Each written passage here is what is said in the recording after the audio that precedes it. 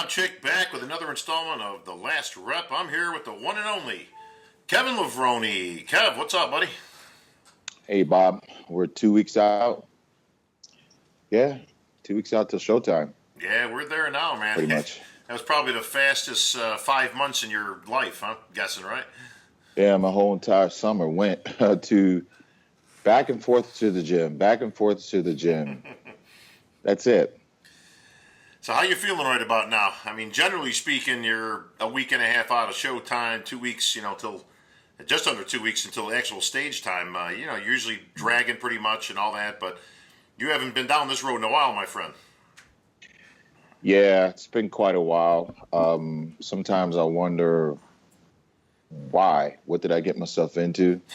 Right. Because of just the soreness, the recovery.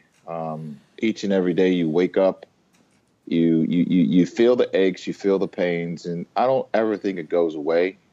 Because if you do have a day off, your day off is you're completely exhausted and you're resting and you're trying to sleep and you're trying to catch up on the sleep that you didn't catch up on that night because that you train legs and your body's absolutely shot.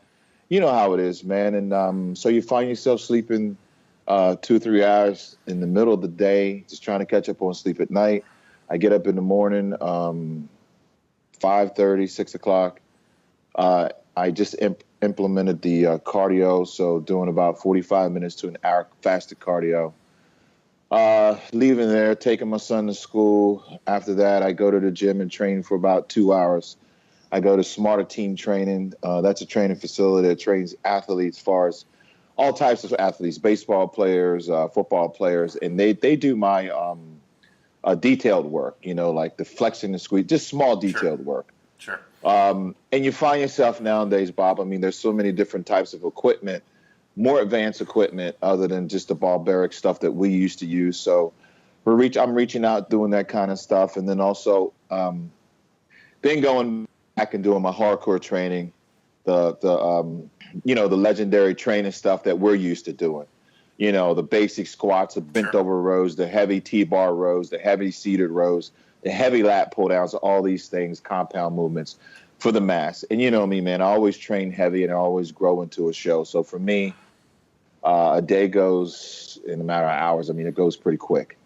Well, now here's my question, Ken. Now, equipment, it's changed obviously over the years, but it's still barbells and dumbbells where we come from, and the diet's pretty much not too much different. Sup's pretty much the same. The one thing that is vastly different for you is your mindset. You're a 52-year-old guy now, a veteran of the stage, haven't been on stage in 13 years, but give me the difference in your mindset right now versus 20 years ago on stage.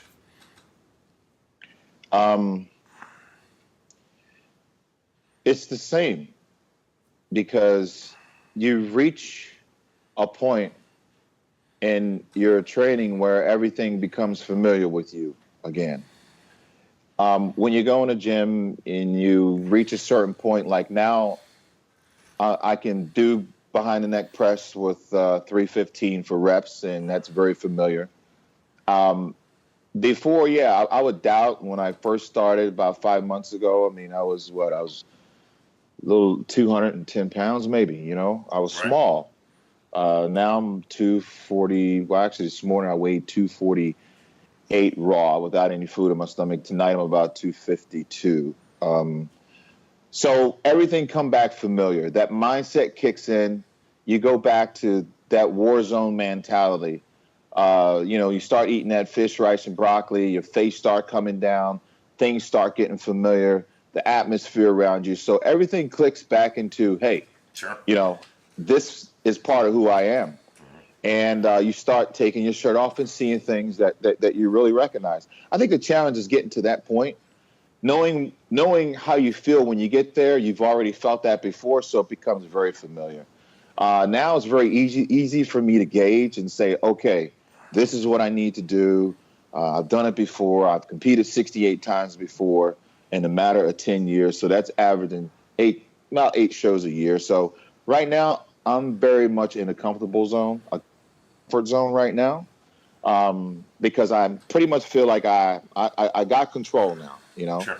I got control here now. But before coming out the gates, you didn't know. I didn't know. I didn't know what I was going to look like. I didn't know how long it was going to take. Nothing. So part of that nervousness in your brain was, you know what? That doubt was there. But I'm in a good place right now, Bob, and I thank God for it. But let me tell you something. What I'm trying to pull off here is it's like a miracle. And I know I've gotten a lot of people, close friends, people that I know, that doubted me. And they have their opinions because normally someone my age that has taken off for 13 years, and this man said he's going to come back and walk on a Mr. Olympia stage and compete with these guys 15 years younger than him. Are you crazy? What's wrong with you? Well, it's never been done. It's never been done. No, and not to this degree. Also, no, but I also realize that man, let me tell you. I mean, I've been praying a lot. I've been praying for God to keep me healthy. I've been praying for God to just show me the signs, for the strength to keep moving forward, because you do get attacked. You get attacked out there from people, doubters, and sometimes if you open your mind up to that, it can make you weak. So for me, I had to dig to a higher power than me, and that was actually God, man. And it really helped me stay focused, but stay grounded and not believe in, because I'm not doing this because of I want to praise myself and say, hey, I'm great or I'm better than anybody else. I'm doing it because I feel as though there's an opportunity. I'm healthy, and I just want to show the world and the fans that as long as you believe in yourself, regardless of the outcome, as long as you believe in yourself, you can achieve whatever you want in life. And I'm doing this, man, and I've seen some amazing improvements over this last 5 months. And I want to thank everybody that support me. I want to thank Muscular Development, all you guys, everybody out there. Whether the comments are good or bad, it still fuels fire in me, so to continue to move forward. So how's it feel to be big again? I mean, how's it feel walking around like you did 13 years ago, 20 years ago? I mean, you've been in... this is about as unfamiliar territory. I mean, everybody knows over the last 13 years you went a different direction. You were doing a lot of different things, singing, your music, acting, all kinds of different things. But clearly you weren't carrying the size you used to. But so how does it feel walking around as the Maryland Muscle Machine again? I feel powerful. I find myself, it's hard to sit down and in certain chairs, or when I say certain chairs, I go and I watch my son play football, and I got to sit there in that fold-out chair, and the hamstrings are falling asleep. The good old days, right? those are memories, man. That it's like, oh man, I'll be glad when the show's over. It's not easy, bending over, tying your shoes, when you want to run and stuff. Yeah, the little things, you find yourself. I wake up in the morning with a pump all the time. Sometimes like right now, I can't really touch the back of my neck. Those things, you just got kind of used to it after a while. I'm sweating right now. Yeah, it's funny how all that stuff starts coming back that you haven't really experienced. Well, you haven't really been. And the biggest challenge, Bob, is sleeping. Yes. I sleep on my back. I got to put pillows underneath my arms, okay? This arm falls asleep. This arm falls asleep. Then, if I'm lying in the bed, I have to have pillows underneath my knees because my hamstrings are falling asleep because my legs are straight. The hamstrings got the bone. So you turn to the side. What happens when you go to the side? Your arms, your shoulders start falling asleep. And I'm like, man. And then, so you lay on your stomach and you prop in pillows underneath your stomach. And like this, you're like a mummy, man. So I toss and turn. So you know what I do? I don't even sleep in the bed no more. I just sleep on the floor. And just to clarify for the people out there, this isn't an age thing. This isn't because you're 52 now doing this as opposed to 42 or 32. This is a bodybuilder thing. I remember all those things you just described back in the day, just sweating while I'm sleeping. The metabolism's going 1,000 miles a minute. You know how it goes. I mean, like I say, this is falling asleep. You go on your side, your shoulder falls asleep. These are bodybuilder things, especially at this level, that you're now rediscovering. And last time we talked, Kev, the last question I asked you was, is this going to be it in terms of will we see you on a stage in Europe? Will we see you on? And you were adamant at that point that the answer was no. I'm doing the Olympia. That's it. There is no comeback per se and all that stuff. Are you still of that opinion, or have you changed your mind, or have you considered doing any other shows? I haven't. It's open. I mean, I've had some offers. Robin Chang reached out to me. There's possibilities. I mean, of course, I was just thinking about that the other day when I was in the gym, and I'm thinking, you train so hard to only go compete one time. Yeah, and it's almost a exactly letdown. Where I was going with that. Yeah. Yeah, it's almost a letdown to the fans over there who want to see you on stage. The guys that are in Spain at Rafael's show. Sure. And they can't come here. It's too expensive. Why not? I mean, so right now that's open. It really is open. I haven't decided if I'm going to go and compete in Spain, but I know my company is going to do that. You should do a world tour, so to say. You know what I mean? It's a long way to go, Kev, for, like you say, listen, it's the Olympia, and it's great, and it's going to be great, and I'm looking forward to it as much as anybody. But, like I say, that's a long way to go. Plus, you've only really been at this about 6 months, which is a miracle in itself. But I'd love to see what you can do in a year. With just a full year, dedication, prep, like you say, all the things you used to do to kind of put your eggs into that basket. Right. And obviously things have changed. Listen, you're a businessman now. You've got other priorities. Your son's 10 years old. He's growing up quick. So, clearly the landscape has changed. But I think it would almost be a disservice to yourself to not maybe go out there a few times and kind of see what you got and see where it gets you. But, yeah, exactly. I mean, I put on some good quality muscle so far, and it would be a shame to just let it go to waste. Absolutely. Yeah. I mean, that's, like I say, the nice thing is you're not obligated to anything, and clearly, now, does any of that depend on what the results are at the Olympia? No, I mean, I actually just really love the sport. It's given me my grounded foundation that I've been so used to.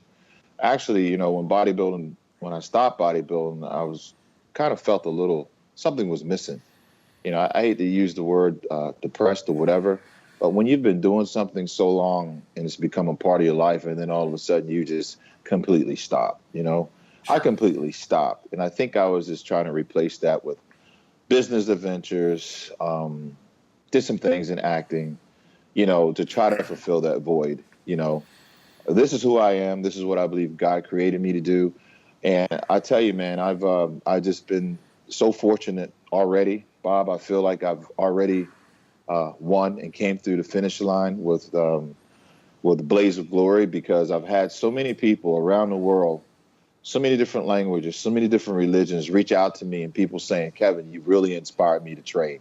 I'm a 52-year-old guy. I'm a 62-year-old guy.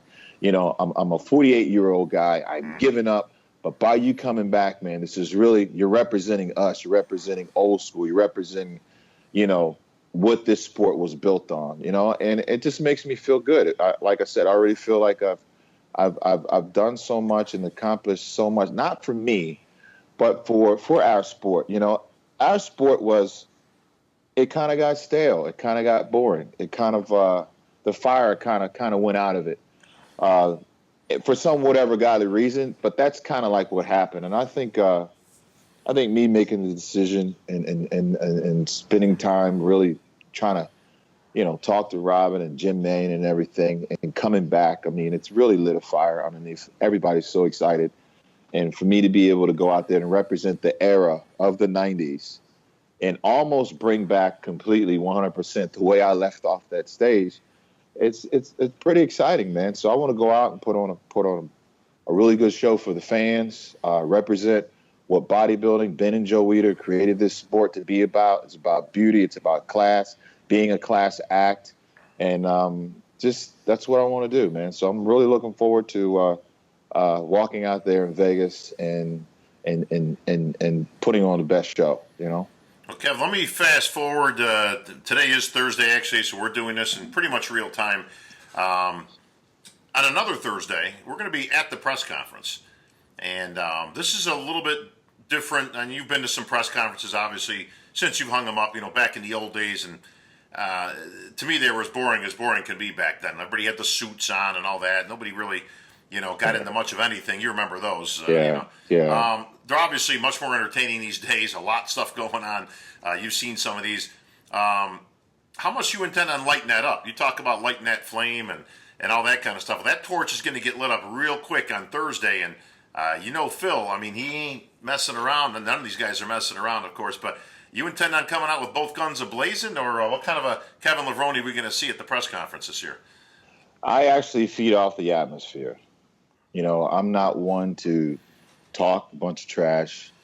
I let my physique do the talking. We've kind of always been like that. But if the buttons get pressed, then of course I'm going to defend myself and fire back. Well, think about it. Right.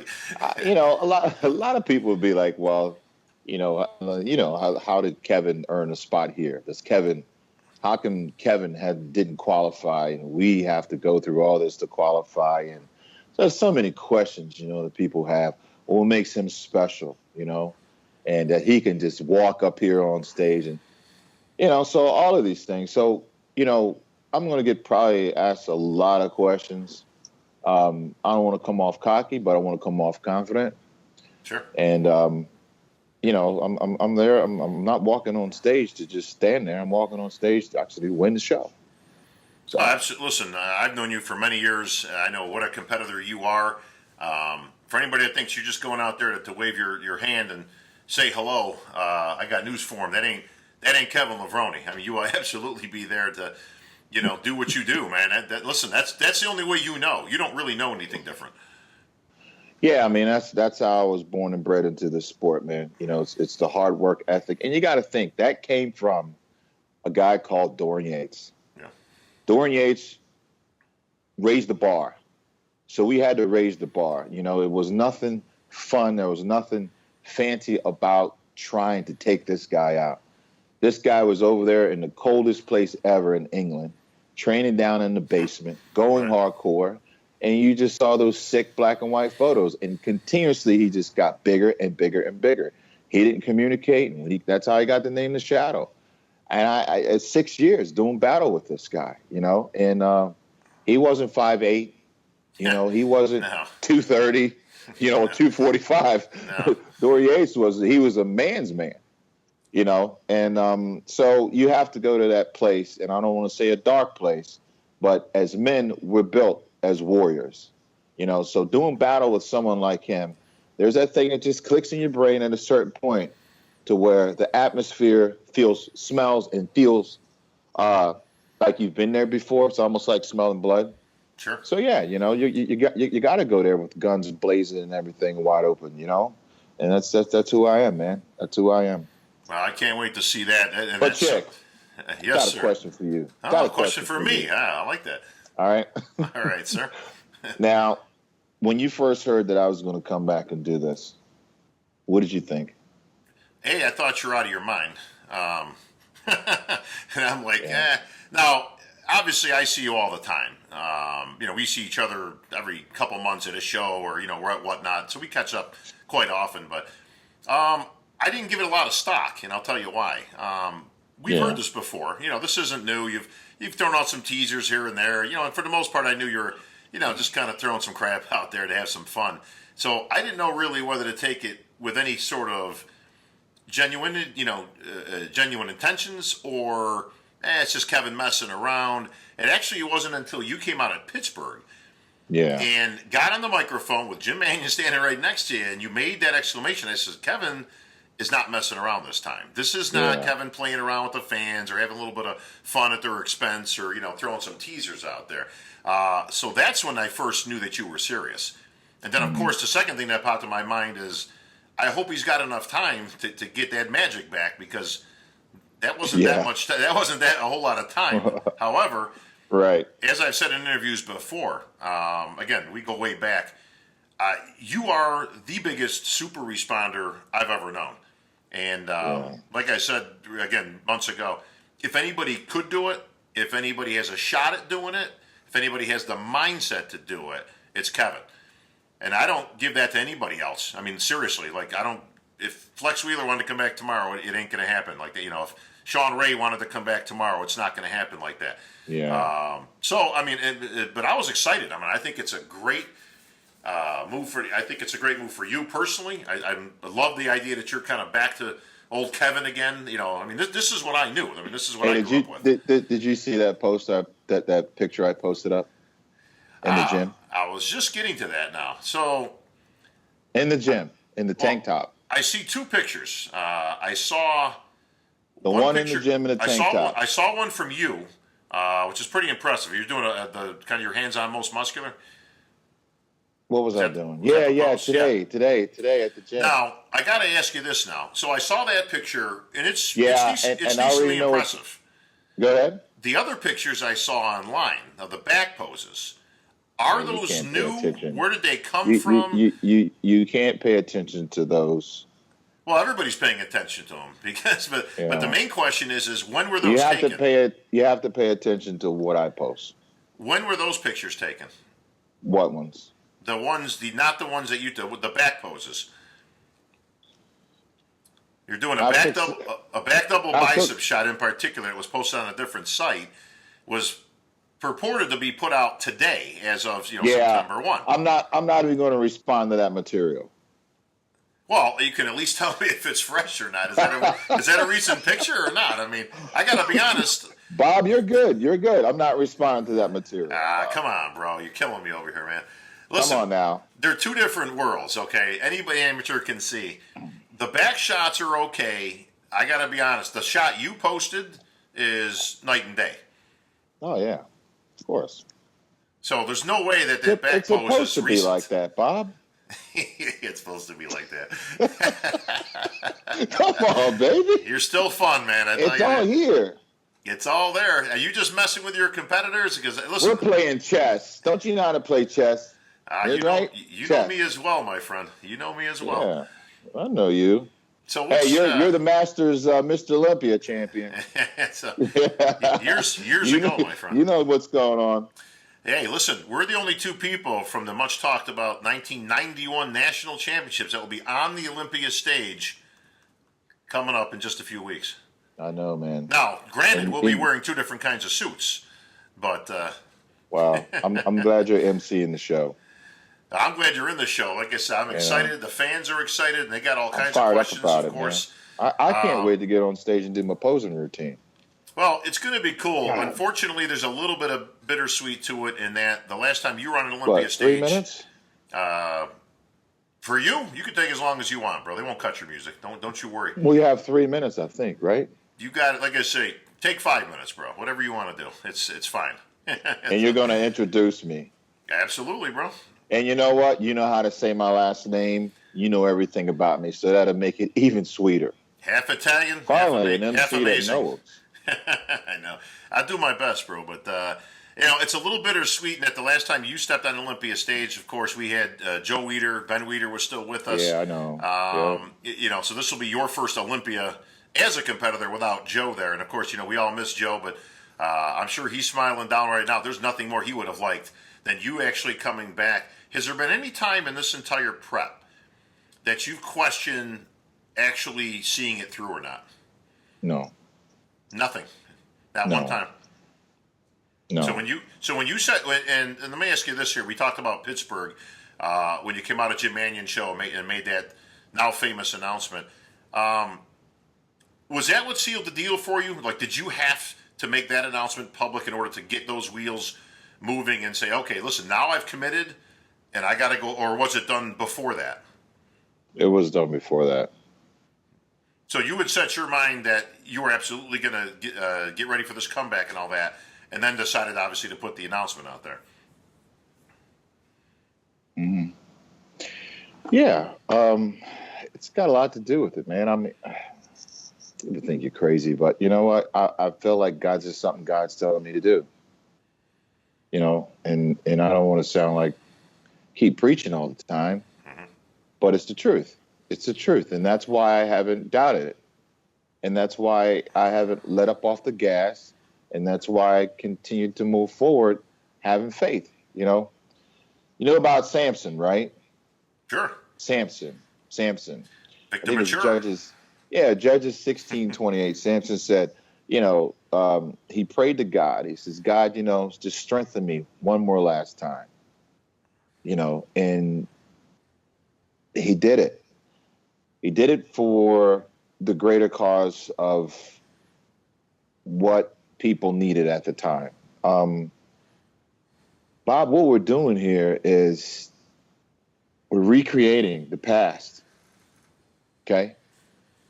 Recreating in the 90s, 94, 95, 96, 97, 98, 99, when bodybuilding was at its elite top. We're taking that physique, and it's actually happened. We're taking that physique and putting it on stage in 2 more weeks, looking the same way. That's what we're doing.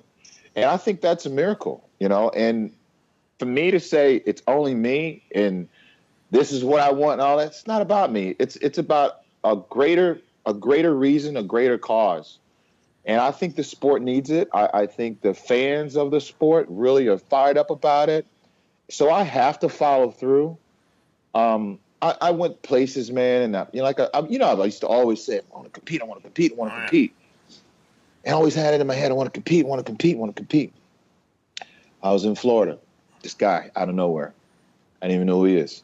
He was a cook back in the kitchen. He says, man, he goes, there's something I got to tell you. I says, what? He goes, this is your time. If you want to do it, you got to do it now. I'm looking, I said, okay. All right. I didn't think much about it. And he came back. He goes, you don't know me. He goes, but I feel like I got to tell you this. You got to go. This is your time. You got to do it now. That was one sign. That was a sign. And we started talking about life, things. He says, there's some things out there that you need to follow through with and that you're not done with. And I was like, wow. It's almost like God was talking to me. And I'm telling you the truth, Bob. Other places I've been, I've gotten signs. And I said, you know what? I'm just going to pray over this. I'm going to pray over it because I haven't worked out in 13 years. How do I know I can even do this? So I just prayed and waited. And the signs just kept coming, kept coming, kept coming. The last one I got, I said, you know what? I said, God, I'll do it. My fans want me to do it. The door's open for me to do it. How do I know that I got to walk through this thing? And I said, all right, I'm going to go get a physical. If my physical checks out 100%, then I know I'm good. And I went, got the physical, not only my body, but the bones and everything. Everything was perfect. And I said, you know what? This is a miracle. How can a man compete at that level that I competed on, have absolutely no bone issues, no problems with nothing, everything come back perfect? I used to squat 5'6", almost 700 pounds, Bob, for Sure. 13 years, bench pressing, tore my chest up and everything. And the doctor was like, man, you got a body of a 20-some-year-old guy. And I said, you know what? The only thing that'll stop me is me. I said, so I have to do it. I called Robin and I said, Robin, I'm ready. I can do this. And at that point, I didn't hesitate anymore. I got my signs. I got the clean bill of health that I needed. And at that point, everything was here. I just needed to have a good support system, people around me that believed in me and said, you know what? We have your back to do this. We believe that you can do this. And that was the hardest thing. That was the hardest thing to find because when I made the announcement, then that's when the negativity started. Of You're course. delusional. Sure. You're this, you're that. And I said, you know what? I got to step out of who Kevin Levrone is as a man. I got to go in the spiritual world. And that's what I did. And again, I opened my Bible up, Zechariah 4:6, and I actually wrote the note here. And God said, not by might, not by power, but by my spirit, says the Lord. So I knew at that point in life, Bob, we have a spiritual realm, good, and we have a spiritual realm that's evil. The evil spiritual realm will try to destroy all good good things for your family, good things for the sport, good things for people around you. Just good things are supposed to happen. That's what the evil spiritual people will try to do. They'll just try to destroy you. That's what I was dealing with. And I was trying to deal with it through my emotions, dealing with Kevin. But I said, you know what, God, if you want me to do this, you got to take me out of my old train of thought of Kevin. And you gotta just put me in that place of solitude spiritually, that I can be strong to stay away from all the negativity and rely on you to get this done. And I said, I'm going to go to the gym. I'm going to do the work, but I need you to do the miracles. And I just started seeing my body transform. And it wasn't easy. I was getting slandered. I was getting beat as I would post things. But now, guess what? All the haters are silent. They've shut up. They've seen the miracles. And I can say I went from 206 pounds to 252 pounds right now, lean, probably about 4% body fat. Doing the behind the neck press for 315 reps, repping out 405 on the bench, repping out inclines, squatting heavy, doing everything that I used to do 20 years ago, 13 years ago, 14 years ago. So, yeah, this is a miracle, and it's not about me. So I'm going to represent, go out there and follow and see what the end result will be, whether win, lose, or draw. I already feel like a winner because I've already impacted so many people around the world that say, hey, you know what? This sport's healthy. Look at this 52-year-old guy. You know, he's not just getting started. He's been in the sport. I've been in sport now for almost 30 years. Yeah. Look at me. I mean, I look younger now like when I did 13, 14 years ago. As long as you eat, sleep, train, you know what? This is a healthy sport. So I just want to go out there and represent what we were born and raised to do, and the greatness of bodybuilding, what Ben and Joe Weider laid this sport down to do, and bring back the, what is it? Mass with class, baby. There we go. I like to see some of those old catchphrases back, is what I like to see. All right, Kev, so I'm going to fast forward us. We're at the prejudging. It's Friday night. We're at the Orleans Arena. It's a packed house, 10,000 strong. Of course, 9,000 of them are there to see Kevin Levrone and his comeback. Who is in the first call-out? Give me, other than yourself, give me the other 4 guys that Steve Weinberger calls out onto that stage that are standing next to you. Dexter Jackson, Phil Heath, Sean Roden, Romney. I think big Romney. Big Romney, oh yeah. Yeah. There you go. That's 4 right there. That's a pretty good call out. So, and I'm sure you've been keeping in tune. I saw some guest posing footage of Dexter. Whatever fountain of youth you have, you certainly stole from him, because I tell you what, he's at 47. He looks great. Phil is Phil, obviously. You know, Big Rami, we'll see if he reaches his potential. Sean Roden, of course, in the mix. We haven't even mentioned names like Ruli Winkler, names like Victor Martinez. Yeah. Can I ask you a question about Rolly? Sure. How long has Rolly been competing? Because it seems like he's been competing a long time. Good question. I don't have it on me right now, but he's probably been around 6 or 7 years now, I would guess, right? He has. Yeah, sure. What show did he win to turn pro, Bob? Well, he is from Curacao, which is in middle of nowhere. So Yeah. I'm guessing that he would have won his country's thing, or the World Championships. You know how that goes in Europe, so it's a little different route than what we have. Yeah. But, you know, he's made great progress. And then you got all the new guys. You got Steve Kukla. You got Dallas McCarver. You got Nathan Diasha, who looks great. Jocelyn Arowitz from Australia. So you seem to have the second coming. So it looks like you're going to catch kind of a perfect blend of the next generation. Yeah. And some of the old guard. I mean, Victor, you've competed with, and Dexter, and some of these guys. You know, Phil now is in his mid-30s and a veteran, obviously. Trying for number 6, and I know you're going to do everything what you is can. Phil? Phil's like what, 36? I'm going to guess 36, 35, 36 now. Yeah. Yeah. When I was Phil's age, I was done. That's right. I was 2000 and what? Hey, yeah, 2000. Yeah, 2003. Do you ever look back at when you hung him up and wished you would have stayed longer, or was that a decision you were just good with at that time, or like do you miss that hey, maybe I should have hung around another 3-4 years, or? Oh, I've gotten second 4 times at the Mr. Olympia. That was enough beating myself up. Yeah, right. You know what it feels like to stand there and you really feel like you should have won something at least 4 times. I mean, come on, man. You won everything else in the world, and here I am again. In second place, Kevin Levrone. Second place, Kevin. Second place. Right. Like, man, what is it? How come you just can't get over that hump? So 2002 was the last time I got second. I came home, started training, pulled back on my training a little bit. I was like, well, what's the point of training 100%? They're going to give it. Right. Dorian just won, what, 6? Now Right. Ronnie's ranking them up at the same time.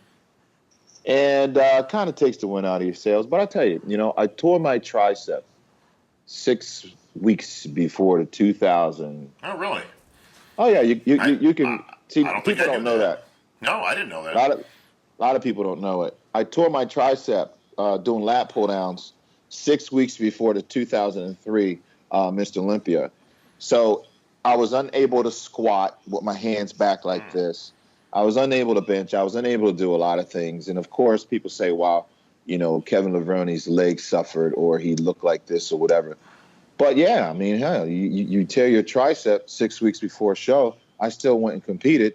But that was the cause of it and everything. And I think at that point when I had that injury, I went and I did the show of strength, and I ended up getting third. And Dexter beat me at that show, and I said, you know what, I'm kind of done.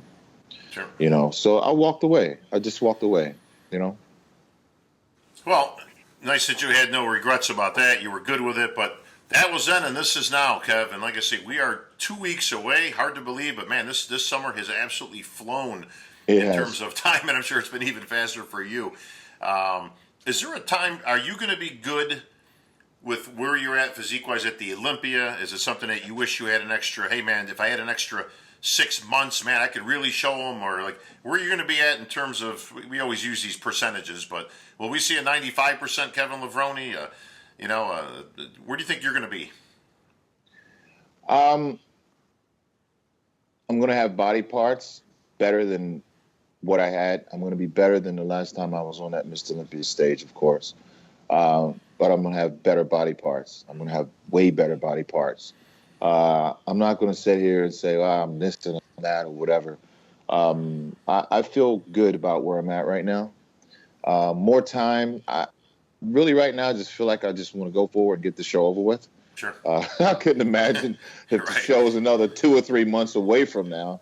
So I'm about ready to just go ahead out there and do it, man. I'm looking forward to it. And I just want to get on stage and perform. Where I'm at mentally is 100%. I'm ready to rock and roll. Physically, I like where I'm at. I still have some work that I want to do, still have some detailed work and some things I want to carve out. You wake up each and every day and you think, okay, well, maybe I want to carve this out.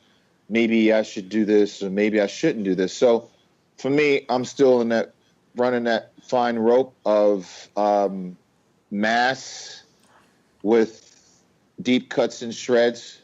So I'm trying to figure out how to mix and match the both, because it is a different era that I'm competing in. When I competed the Night of Champions, I was 226, completely shredded to the bone. I got second in the Mr. Olympia against Yates in Helsinki, Finland. I was about 225. You can't walk on stage right now at my height at 225 and get second in Olympia. It's just not going to happen. So things have changed, and for the record, you were not 5'7". No, I'm not 5'7". Everybody, and I'm 5'10". People out there who's actually listening, and my competitive weight has been anywhere when I first turned pro, 226 at the Mr. Olympia to 257 at the Arnold Classic against Flex Wheeler. So I've always kind of growed up depending on who I was up against and what I needed to do to come out there and blaze it on stage. So right now, Bob, I'm trying to decide what package for today's era with these guys. Of course, I'm not going to be the biggest guy on stage. Guys are going to have bigger legs than me. Guys are going to have bigger arms than me and everything. But I will be, I'm going to say, it's going to be hard to beat my conditioning. I can tell you that. The feathers, the rips, the thin skin, going to be hard to beat the presentation. And I can honestly say, with my muscle bellies and my shape, my waist, from me not training for 13 years, my waist is like this. My waist has actually gotten smaller because I'm not in the gym lifting heavy weight. So I've noticed that my waist has gotten real tiny.